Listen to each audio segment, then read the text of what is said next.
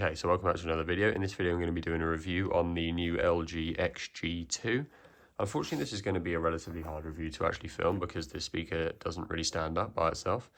So I'm going to kind of have to hold it the whole time, which is quite annoying. I should have thought about that probably beforehand. But yeah, this retails for £70. Pretty much brand new, I think, only a couple of weeks ago. So yeah, we're going to be going through the specs, taking a look at it, letting you know what I think, and then in another video we're going to be comparing it against the JBL Go 4 and maybe the Soundcore Motion 300, which is in a similar-ish range. It's only £10 more than this, so it does make sense to throw it in there. So yeah, maybe watch that if you're after a more of a comparison with other speakers, but this is going to be just a straight review. So going over the design, it's really nice actually. I really like this on the side here. This is the volume dial, so that's up, that's down, and it feels really tactile. It kind of clicks in each place, and it looks quite cool as well. I like the red accent on it, so that's really unique. I really like that. Obviously we've got power, play and pause buttons, USB-C input for charging. That's the only input on this device. On the back we've got sound boost button and then the Bluetooth pairing button, which almost kind of blend into the back, which is again quite nice. It looks kind of like scratchy plastic, but it's not. It's quite rubbery on the sides, and then here is okay, kind of scratchy, but higher quality than you see most of the time, to be honest, so quite nice. And then obviously you've got this kind of weird clip mechanism that you can use. It goes around the whole speaker, so you can take it off and strap it to poles and stuff like that, like they do in their advertising. So yeah, you can put it around a pole and then clip it up, or put it on your bag, or put it pretty much anywhere. So that is quite a nice system, and it does, if system's the right word, quite a nice contraption, and it does work quite well as well. So nice to have that on there, kind of maybe more of a comparator to the JBL Clip rather than the Go series, but don't have one of those. So yeah, it'll have to do. But yeah, overall, really nice build quality. Yeah, it does retail for £70. Spec-wise then, it's 5 watts of output power, which is obviously not massive, but, what do you expect from a speaker of this size?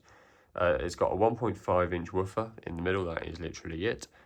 So that is doing all of our sound, so I imagine we're going to have not great frequency range. I don't think LG actually tell you what it is, but yeah, it's probably going to be around the 80 or 90 on the low end. Which is, yeah, you're never going to get any lower than that with just one driver, but obviously they're stuck on size here.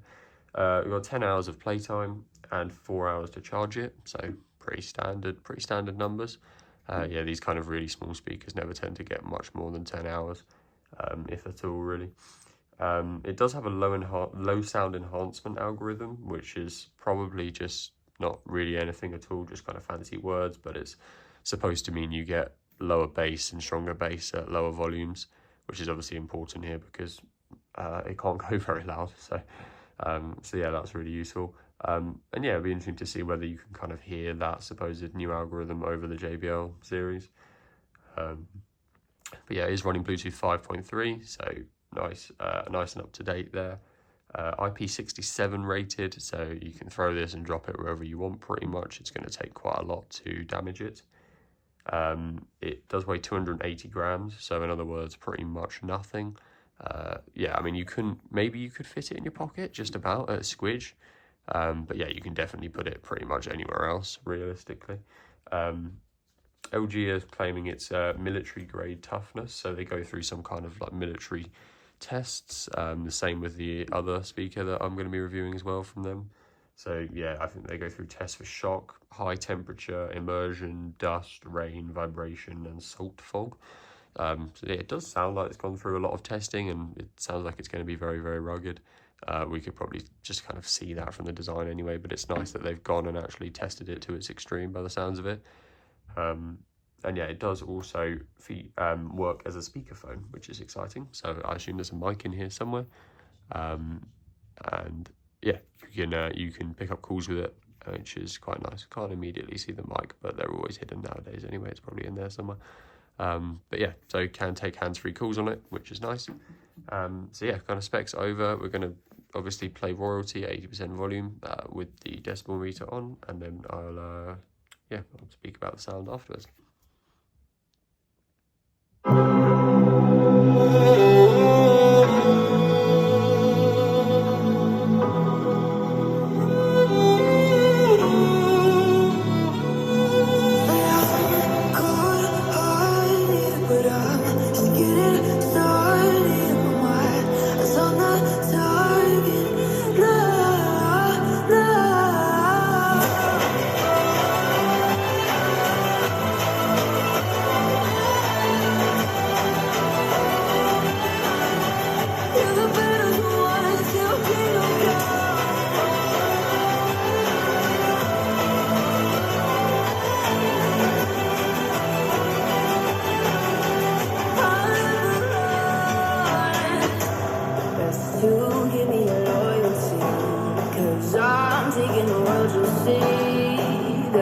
calling me. They'll be calling me royalty. Let's do, give me a loyalty. 'Cause I'm taking the world, you'll see. They'll be calling me, calling me. They'll be calling me royalty.